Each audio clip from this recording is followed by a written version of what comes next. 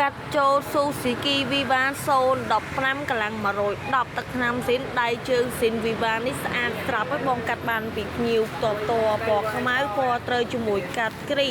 ដៃជើងស៊ីនម៉ាស៊ីននៅស្រួយម៉ាស៊ីននៅអែមវីវ៉ាជាអសើស៊ីសាំងទេបងហើយម៉ូតូធន់ទៀតតម្លៃធូរទេបងណាដែលគាត់ចង់បានណាអាចតំណមកបានហើយនឹងកាត់បានទូដេមួយគ្រឿងទៀតបងទូដេនេះគឺភ្ញៀវទិញចេញពីហាងខ្ញុំទេគ្រាន់តែគាត់ទិញឲ្យកូនចឹងទៅកូនឈប់ជីអីចឹងគាត់ធំមួយចឹងគាត់លេងចង់ជីទូដេចឹងបងចាតែម៉ាស៊ីនអីនៅស្រួយបងម៉ាស៊ីនអីនៅស្អាតហើយដៃជើងអីនៅល្អទាំងអស់មានបាក់បាច់អត់មានអីទេបងគាត់ទិញចេញទៅស្អាតមកវិញក៏ស្អាតដែរបងណាដែលគាត់ចង់បានខ្ញុំលក់ចេញវិញធូរឯងមិនថាទូដេមិនថាឬមួយវីវ៉ាហ្នឹងទេបងចង់បានអាចតំណមកបានតាម page តាម Telegram ឬមួយតាមលេខទូរស័ព្ទខាងក្រោម